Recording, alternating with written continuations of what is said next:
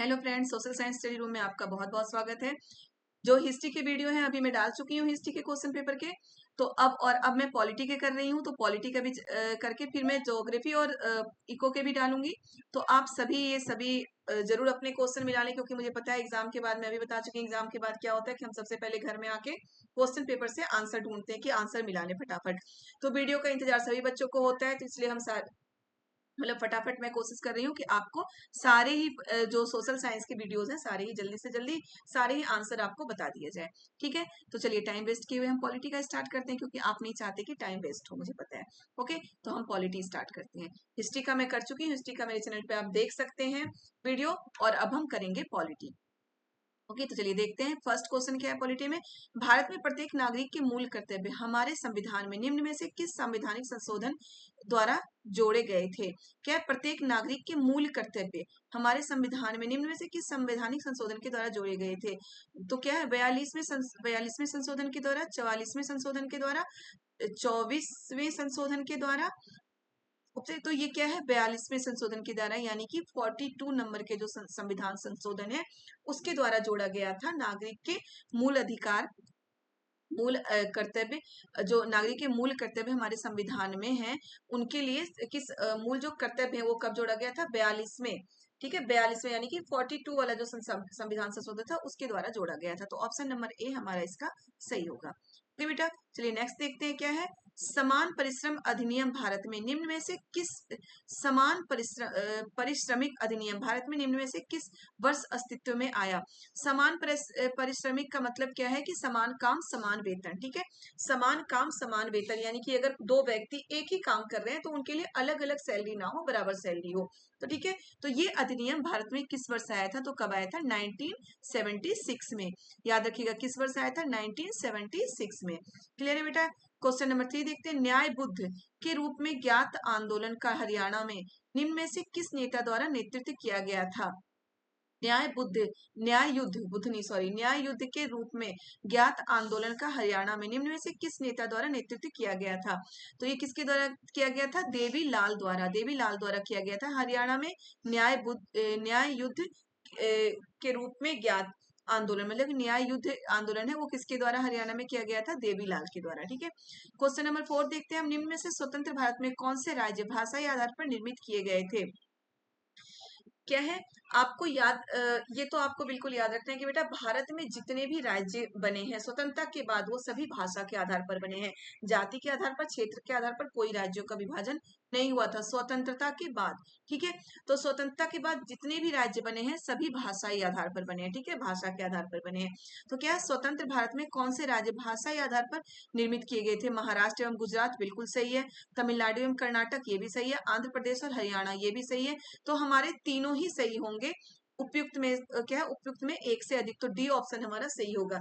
क्योंकि क्या है कि भारत में जितने भी राज्य बने थे स्वतंत्रता के बाद सभी भाषा के आधार पर बने थे। क्षेत्र और जाति के आधार पर कोई राज्य का निर्माण नहीं हुआ था, भाषा के आधार पर ही राज्यों का निर्माण हुआ था। ये हमारे संविधान में ही लिखा गया था, भाषाई आधार पर राज्यों का निर्माण किया जाएगा। ठीक है, अब और हाँ, एक चीज और याद रखिएगा इससे रिलेटेड कि जो इससे यहाँ भी क्वेश्चन आ सकता है कि स्वतंत्रता के बाद सबसे पहले जो राज्य बना था वो कौन था? वो आंध्र प्रदेश था। ठीक है, आंध्र प्रदेश के का जो राज्य था वो स्वतंत्रता के बाद सबसे पहला राज्य यही था, Andhra Pradesh.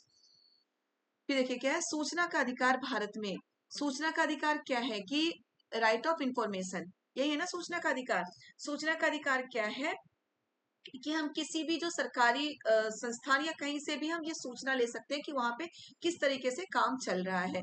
Right of information के थ्रू हम वहां से सूचना मांग सकते हैं, इंफॉर्मेशन मांग सकते हैं कि वहां पे किस तरीके से काम चल रहा है। किसी के बारे में भी, कोई भी अगर काम हो रहा है तो उसके बारे में हम वहां से सूचना मांग सकते हैं सरकारी संस्थानों से।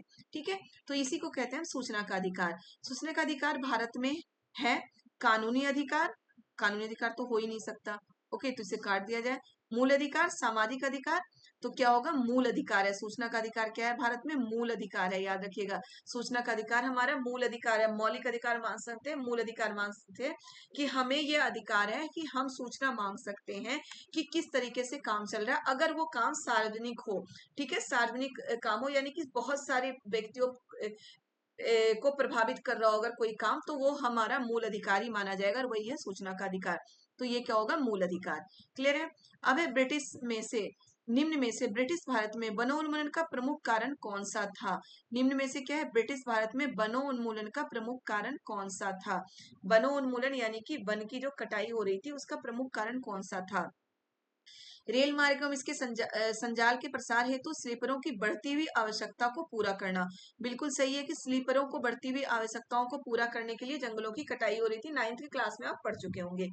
शाही जल सेना हेतु इमारती लकड़ी की आपूर्ति करना, तो ये भी हमारा बिल्कुल सही है कि शाही जल सेना हेतु क्या है, इमारती लकड़ियां, जो मजबूत लकड़ियां होती हैं उनकी आपूर्ति के लिए। उन्नति के चिन्ह के रूप में जुताई हेतु भूमि का सुधार करना। जहां उन्नति के चिन्ह की बात की जाएगी बेटा, तो मैं पहले ही बता चुकी हूँ, अंग्रेज भारत में कोई उन्नति नहीं चाहता था, तो हमारा सी गलत है, ए और बी सही है। तो ऑप्शन नंबर डी हमारा सही होगा कि एक से ज्यादा। क्या है ऑप्शन नंबर डी में, उपयुक्त में एक से ज्यादा, तो ऑप्शन नंबर डी हमारा सही है। ओके, अब देखिए क्वेश्चन नंबर 7, राष्ट्रीय मानवाधिकार आयोग भारत में निम्न में से किस वर्ष स्थापित किया गया। तो 1993 में स्थापित किया गया था राष्ट्रीय मानवाधिकार आयोग। ओके, अब क्वेश्चन नंबर 8 हम देखते हैं, भारत की संविधान निर्माती सभा ने निम्न में से किन मामलों में समितियों की सहायता से कार्य करना पसंद किया था। मौलिक मामलों में, बिल्कुल सही है, मौलिक मामलों में किया गया था। सामुदायिक मामलों में नहीं है। प्रक्रियात्मक मामलों में, तो ये भी सही है, तो हमारा ऑप्शन नंबर डी सही होगा कि एक से अधिक। ओके, अपने देश में सामाजिक विभाजन की राजनीति का निम्न में से कौन सा प्रमुख कारण है। सामाजिक विभाजन की राजनीति का निम्न में से कौन सा प्रमुख कारण है। सरकार की विभिन्न समूहों की मांगों के प्रति प्रतिक्रिया, बिल्कुल है, सरकार की विभिन्न समूहों के मांगों के प्रति प्रतिक्रिया होनी चाहिए। राजनेताओं का किसी समुदाय की मांगों को उठाने के प्रति दृष्टिकोण, ये भी बिल्कुल सही है, राजनेता करते हैं ना कि किसी विशेष समुदाय के लिए मांगों को उठाते हैं। भारत में लोगों का अपनी पहचान हेतु दृष्टिकोण, तो ये भी सही है, तीनों ही हमारा सही है, तो ऑप्शन नंबर डी हमारा सही होगा। ओके, क्वेश्चन नंबर 10 देखते हैं, निम्न में से भारत में रूसी क्रांति का किसको प्रभाव कहा जा सकता है। रूसी क्रांति का प्रभाव किसको कहा जा सकता है, तो क्या है, जवाहरलाल नेहरू एवं रविन्द्रनाथ टैगोर की रूस की यात्रा, तो बिल्कुल सही है। क्वेश्चन फिर से हम देखते हैं, निम्न से भारत में रूसी क्रांति का किसको प्रभाव कहा जा सकता है। जवाहरलाल नेहरू एवं रविन्द्रनाथ टैगोर की रूस की यात्रा, तो बिल्कुल सही है। आर एस अवस्थी द्वारा 1920-21 में रेड रिवोल्यूशन पुस्तक का प्रकाशन, तो ये नहीं होगा हमारा। 1920 के दशक में मध्य भारत में साम्यवादी दल का गठन, तो ये भी सही है, रूसी क्रांति का प्रभाव था ये, तो हमारा ऑप्शन नंबर डी सही होगा कि एक से अधिक। क्लियर है बेटा। नेक्स्ट देखते हैं हम क्वेश्चन नंबर 11, निम्न में से भारत में मंडल आयोग के गठन के समय देश में कौन प्रधानमंत्री था। मोरारजी देसाई थे। मंडल आयोग के गठन के समय कौन प्रधानमंत्री थे, मोरारजी देसाई। ओके, अब नेक्स्ट है, निम्न में से भारत में धर्मनिरपेक्षता की कौन सी मौलिक विशेषता है। धर्मनिरपेक्षता, धर्मनिरपेक्षता का मतलब क्या होता है, किसी भी धर्म को प्रधान नहीं माना जाएगा, सभी धर्म के लोगों को अपने धर्म के अनुसार व्यवहार करने की छूट होती है। ठीक है, तो क्या है, यह गत्यात्मक धर्मनिरपेक्षता है, बिल्कुल सही है। यह प्रगतिशील धर्मनिरपेक्षता, ये भी सही है। यह प्रविध धर्मनिरपेक्षता है, तो ये भी सही है, हमारा तीनों ही सही है, तो ऑप्शन नंबर डी हमारा सही होगा। ओके, अब देखिए क्या है, एक व्यक्ति एक वोट एक मूल्य के सिद्धांत का 2010 के दशक में निम्न में से किस देश द्वारा अनुकरण किया गया नहीं किया गया था। ओके, क्या है, एक व्यक्ति एक वोट एक मूल्य के सिद्धांत द्वारा 2010 के दशक में निम्न में से किस देश द्वारा अनुकरण नहीं किया गया था, तो फिजी के द्वारा अनुकरण नहीं किया गया था। 2010 में एक व्यक्ति एक वोट एक मूल्य, भारत में है, हर एक व्यक्ति को एक ही वोट डालने का अधिकार है, हर एक व्यक्ति के वोट का बराबर मूल्य है। ठीक है, नेक्स्ट देखते हैं हम, निम्न में से लोकसभा का कोरम कौन सा है। लोकसभा का कोरम कौन है, तो यह सदन का 1/10 है, यह सदन की कुल संख्या का 1/10 है कोरम। क्लियर है। अब क्वेश्चन नंबर 15 देखते हैं, भारत के संविधान में वाक्यांश राज्यों का संघ निम्न में से किसे स्पष्ट करता है। भारत के संविधान में वाक्यांश राज्यों का संघ निम्न में से किसे स्पष्ट करता है, तो क्या है, कोई भी घटक इकाई संघ से विच्छेद करने की स्वतंत्रता नहीं रखती है। कोई भी, क्या है, वाक्यांश जो राज्यों का संघ है वो निम्न में से किसे स्पष्ट करता है, कोई भी घटक इकाई संघ से विच्छेद करने की स्वतंत्रता नहीं रखती है, तो हमारा ऑप्शन नंबर ए सही होगा ये। ठीक है, फिर क्या है, भारतीय कनाडाई नमूनों में यूनियन को वरीयता दी गई, हमारा संघ घटक इकाइयों के किसी आपसी समझौते का परिणाम नहीं है। तो बेटा ऑप्शन नंबर ए हमारा सही होगा। क्लियर है, ऑप्शन नंबर ए हमारा सही होगा।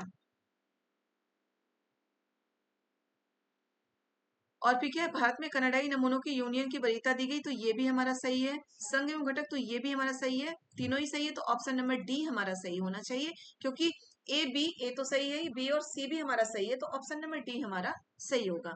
ओके, अब है 16 स्वतंत्रता के समय निम्न में से किसने रियासतों को भारत में शामिल होने हेतु मनाने का कार्य किया? तो सरदार वल्लभ भाई पटेल ने। इसके बारे में, इनके बारे में तो आप बहुत पढ़ चुके होंगे कि रियासतों को एक करने का काम किसने किया था। कई बार ये क्वेश्चन मैं देख चुकी हूँ, किसने किया था? सरदार वल्लभ भाई पटेल ने। ठीक है, फिर है धन विधेयक राज्यसभा में भारत के अंतर्गत पुनः स्थापित किया जा सकता है। धन विधेयक राज्यसभा में भारत के अंतर्गत पुनः स्थापित नहीं किया जा सकता है। यह प्रावधान भारत के संविधान में किस अनुच्छेद में पाया गया है? तो अनुच्छेद 109 में पाया गया है। ठीक है, कि धन विधेयक राज्यसभा में भारत के अंतर्गत पुनः स्थापित नहीं किया जा सकता है। नहीं वर्ड है, याद रखिएगा किसमें है? अनुच्छेद 109 में। क्लियर है बेटा? अब देखिए 18 का क्या है? भारतीय राष्ट्रवाद निम्न में से किस तत्व को अपने में मुख्यतः समाहित रखता है? भारतीय राष्ट्रवाद किस तत्व को अपने में समाहित रखता है? राष्ट्रीय पहचान की भावना, बिल्कुल सही है, राष्ट्रीय पहचान की भावना होनी चाहिए भारतीय राष्ट्रवाद में। देश के लोगों में स्वयं के लिए शासन करने की इच्छा, बिल्कुल सही है। गर्व एवं एकता की भावना, तो गर्व एवं एकता की भावना भी सही हो सकता है, क्योंकि एकता की भावना तो है ही भारतीय राष्ट्रवाद में, तत्व को मुख्यतः समाहित करता है, एकता की भावना को तो समाहित करता है, लेकिन गर्व में थोड़ा सा कंफ्यूजन है, लेकिन कोई बात नहीं, हमारा ऑप्शन एक से दो मतलब एक से अधिक सही है, तो डी हमारा ऑप्शन सही होगा। ले रहे बेटा?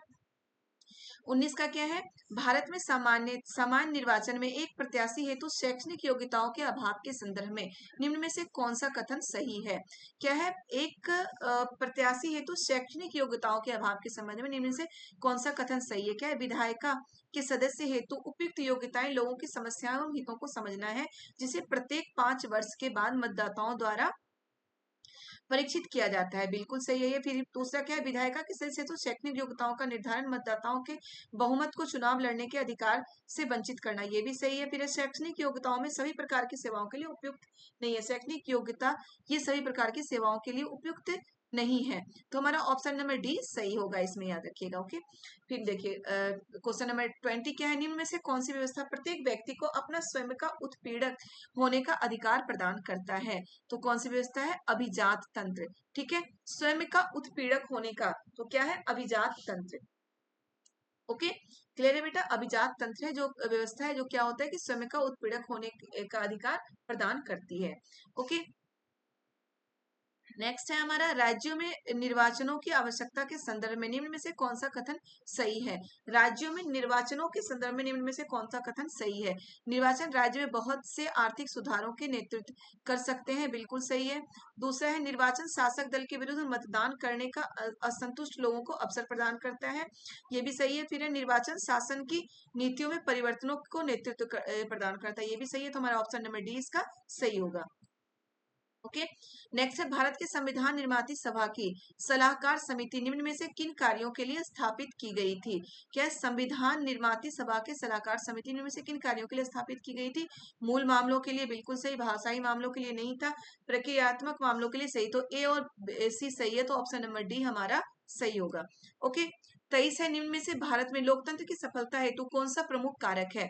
क्या निम्न में से भारत में लोकतंत्र की सफलता हेतु कौन सा प्रमुख कारण है? तो इसमें भी हमारा तीनों ही कारक सही होगा, ऑप्शन नंबर डी हमारा सही होगा। क्या है? संविधान द्वारा प्रदत्त अस्तित्व तथा अवसर की समानताएं, यानी कि तीनों ही हमारा कारण सही होगा, ऑप्शन नंबर डी इसका हमारा सही होगा।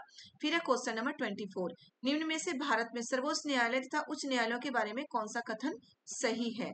ओके, इन न्यायालयों को संविधान की व्याख्या करने की शक्ति है, बिल्कुल सही है। इन न्यायालय को क्या होता है? संविधान की व्याख्या करने की शक्ति होती है सर्वोच्च न्यायालय उच्च न्यायालय के पास। फिर ये न्यायालय किसी भी विधायन या कार्यपालिका के कार्य की संवैधानिक वैधता का निर्धारण कर सकता है, तो ये सही नहीं है। किसी भी विधायन की कार्यपालिका की कार्य की संवैधानिक वैधता का निर्धारण करना ये नहीं कर सकता सर्वोच्च न्यायालय। फिर तीसरा क्या है? उनके न्यायाधीशों को केवल संसद के दोनों सदनों में अलग अलग 2/3 बहुमत से पारित अविश्वास प्रस्ताव द्वारा ही हटाया जा सकता है, तो ये बिल्कुल सही है, तो ऑप्शन नंबर डी हमारा सही होगा इसका 24 का। क्लियर बेटा, ऑप्शन नंबर डी सही होगा। फिर 25 नंबर, निम्न में से भारत में लोकतंत्र की मुख्य चुनौती कौन सी है? क्या है लोकतंत्र की मुख्य चुनौती? राजनीतिक व्यवस्था में महिलाओं तथा अल्पसंख्यकों का उचित समावेश सुनिश्चित करना।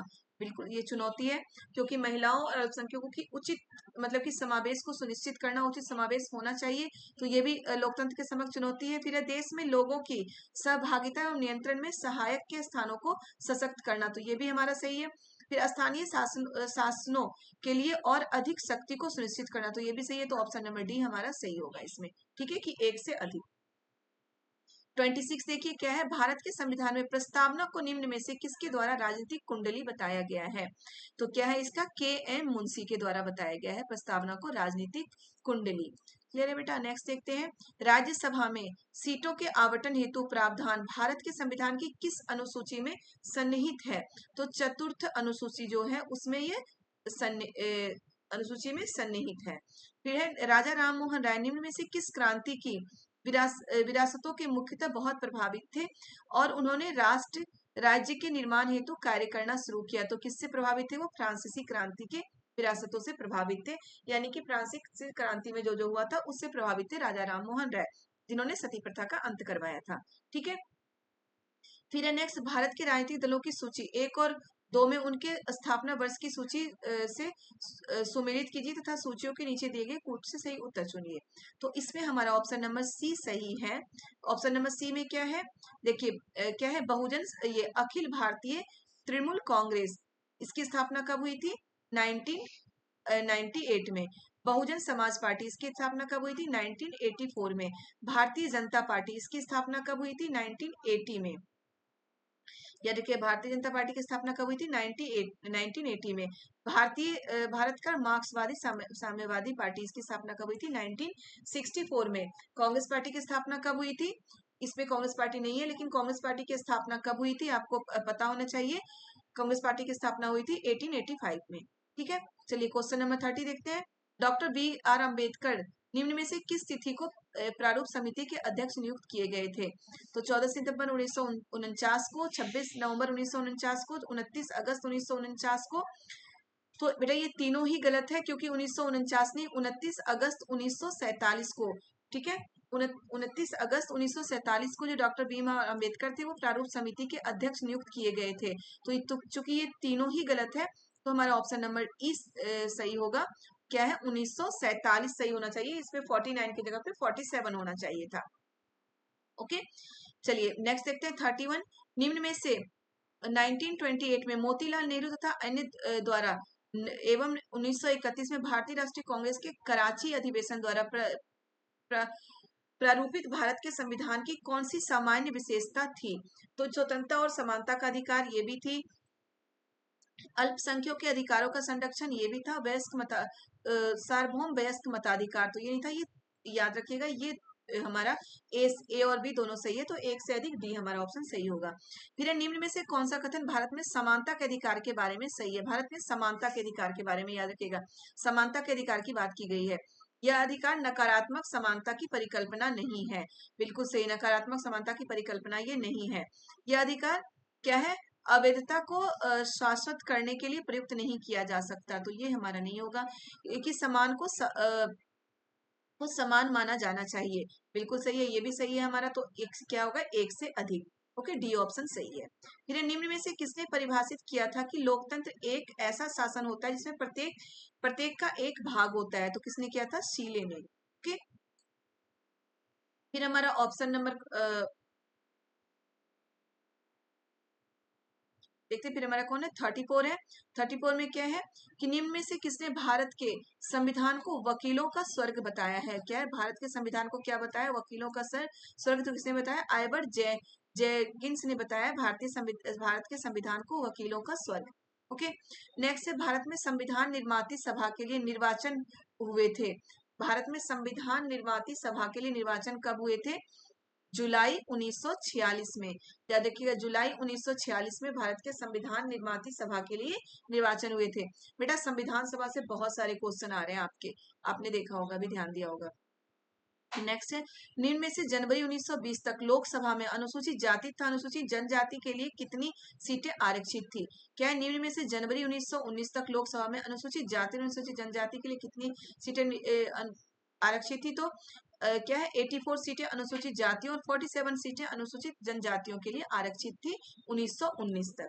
ठीक है, नेक्स्ट है 37, निम्न में से किस काल के अंतर्गत मुख्यतः भारत में ब्रिटिश शासन के दौरान नवीन प्रकार की राजनीतिक चेतना की वृद्धि हुई थी? ब्रिटिश शासन के दौरान नवीन चेतना की वृद्धि हुई थी किस काल में? 19वीं शताब्दी के प्रथम प्रथम अर्धकाल के दौरान। ओके, नेक्स्ट है, राष्ट्रपति के निर्वाचन के संबंधित विवाद भारतवर्ष के अंतर्गत निम्न में से किसके द्वारा निर्मित किए जाते हैं? राष्ट्रपति के निर्वाचन से संबंधित विवाद, क्या है, राष्ट्रपति से निर्वाचन से संबंधित विवाद भारतवर्ष के अंतर्गत निम्न में से किसके द्वारा निर्मित किए जाते हैं? तो किसके द्वारा किए जाते हैं? सर्वोच्च न्यायालय के द्वारा। याद रखिएगा, राष्ट्रपति के निर्वाचन से संबंधित विवाद भारतवर्ष में किसके अंतर्गत किसके अंतर्गत निम्न में से किसके द्वारा निर्मित किए जाते हैं? तो सर्वोच्च न्यायालय के द्वारा। ओके, अब क्वेश्चन नंबर 39 है, निम्न में से किसने टिप्पणी की थी कि लोकतंत्र चेतन और उपचेतन मन की एकता है? किसने किया था? गैटिल ने। याद रखिएगा, गैटिल ने किया था ये टिप्पणी। अब नेक्स्ट है हमारा, निम्न में से भारत की संविधान निर्माती सभा की प्रांतीय संविधान समिति का अध्यक्ष कौन थे? तो कौन थे? सरदार वल्लभ भाई पटेल। संविधान निर्माती सभा के प्रांतीय समिति के अध्यक्ष हमारे कौन थे? सरदार वल्लभ भाई पटेल। तो बेटा ये हमारा पॉलिटी भी हो चुका है, हिस्ट्री के वीडियो में अपलोड कर चुकी हूँ, पॉलिटी के भी हो चुका है हमारे। अब ज्योग्राफी और इको का रह गया है, तो ज्योग्राफी और इके के वीडियो भी मैं बहुत जल्दी अपलोड कर दूंगी आपको। और मिला के आप अपने स्कोर मुझे जरूर बताइएगा कि आपका स्कोर कितना हो रहा है। ठीक है, किस में कितने स्कोर हो रहे हैं तो आप मुझे जरूर बताइएगा। ओके बच्चों, बाय बाय।